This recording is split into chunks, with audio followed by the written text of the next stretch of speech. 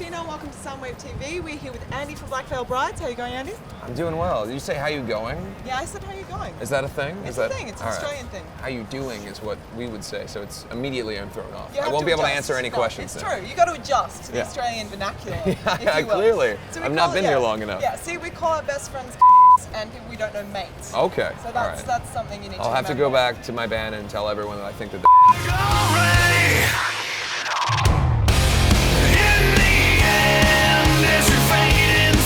You opened for Gua once. we did years ago. How was that? It was a like a horror and rock convention / show. Yeah. So they took our tour package was Motionless in White, William Control, and us headlining, and we took their package and our package and combined them. Their package was the Casualties and Guar. So not the same, really, musically. And so the fans that were there to see the Casualties and Guar probably weren't super excited that our bands were on stage.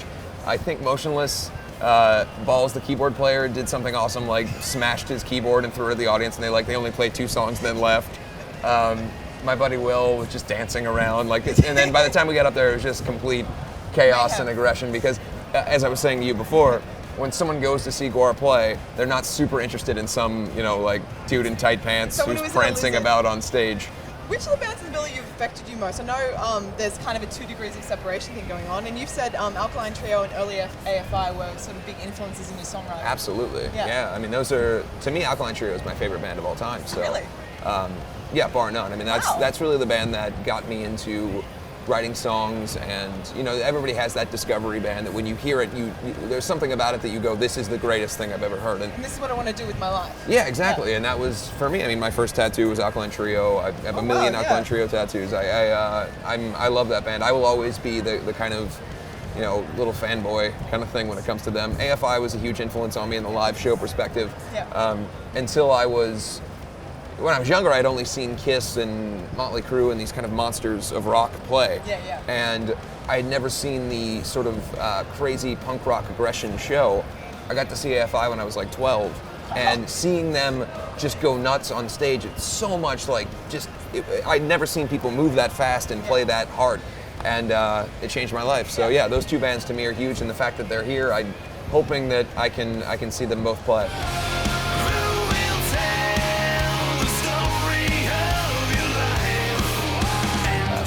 Hard meeting the people that you really love.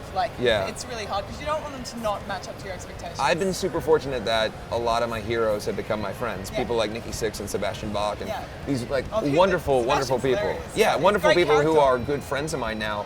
I'm very fortunate in that. There are some people who I'd love to meet them, but actually, here's a funny thing. About 2 weeks before we left for Soundwave, I saw Matt Skiba from Alkaline Trio at a cafe in LA, and I was having a meeting with my band. Everybody left. I stayed back for a second. I said, you know what? We're sitting 2 tables away. I'm just gonna say, hey man, thanks for the music. I appreciate it. I'm not gonna mention that I'm in a band. I don't need to do all that. I walked up. I said, thank you for the songs. You've influenced me greatly. Thanks for everything you've done. And then I realized in my head that I was going to be on a tour with them at Soundwave. But I did not remember that I had not mentioned that I was in a band before. So the last thing I said before I walked away in Los Angeles is, I'll see you at Soundwave, which sounds like a crazy person who's going to follow him to Australia to see him. It's not a normal thing you might say to someone. You're not going to say, hey, it's nice to meet you, and I'll see you across the world. In a few months. So hopefully maybe I can run into him and explain, hey, I'm here for a reason. I'm getting paid to be here.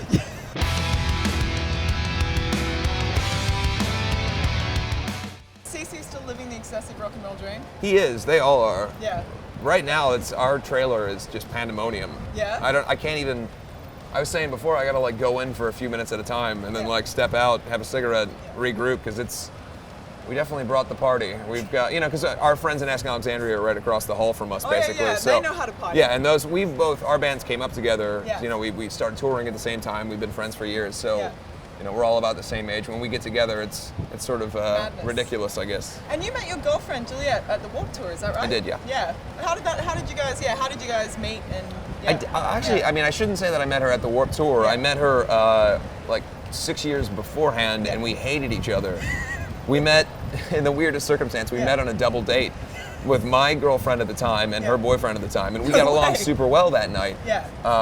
And then for some reason, ever since, like, one time we were nice to each other, and the next time just mean, hated each other. Whatever. So it was years of like, why does this girl hate me so much? It was kind of attractive in a way. Like, why is she so mean all the time? Especially when girls are throwing themselves at you all the time. It's sometimes a bit more enticing when they're kind of actually, whatever, Andy, I don't give a shit. I suppose so. Yeah. And so I wound up, kind of, I guess, starting the conversation. Yeah.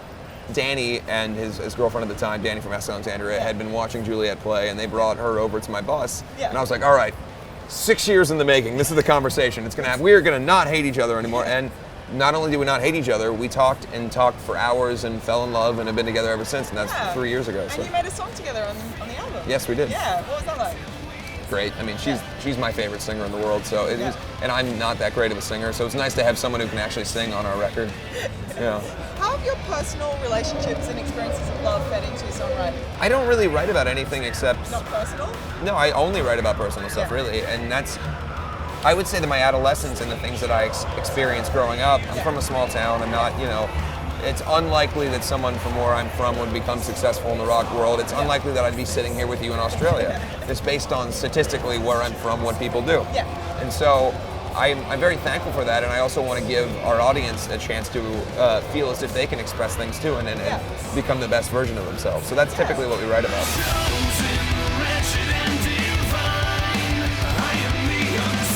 You said Nikki Sixx is a friend of yours. What kind of advice has he given you for kind of, the whole business side of things? Because he's a pretty astute businessman and a pretty astute songwriter. The first time we sat down to talk, he gave me some of the best advice that I've ever had, Yeah. like just seconds within like meeting each other. And he told me about just financial stuff, and that's Yeah. great because you don't think about that. And he was like, obviously he's a prolific artist. He's got photography and music and soundtracks and there, musicals and all this shit that they do. But he's also very, like you say, astute on the business end. So he's teaching me about not being an idiot with money that comes in and knowing that, the rock music scene, the audience is a moving target. It's hard to... You get your moment. Yeah, exactly. Yeah. And you can't go, I'm going to buy 16 Rolls Royces today because it's going to be there forever. So Have you ever had to have a day job? I have had one job in my life. What was it? And it was, again, a fucking Dr. Seuss silly, and I worked as an apprentice for a screen printer. And so I screen printed t-shirts when I was 15 years old. Yeah. And you've never had to have another job? I got fired from my second job. I had another job after that where I worked in a theater company that toured around to special needs schools. Yeah. And they performed a set show, and I would improv. And I got fired for not sticking to the script because I wanted to go in, especially with special needs. I'm going in and I'm trying to engage and everything, and they would no, we know what we're doing, don't do that. And so I got fired for that. So are you hoping to never have another day job? Let's hope so. I can always go back and screen print t-shirts, Yeah, you I guess. could, man. You got a backup. You don't need to worry. I have no skills. I dropped out of school. This is my only skill. Yeah. Please love me. Well, keep on living the dream, Andy. Just keep having an excellent time. I hope so. This is Black Veil Brides, Soundwave TV.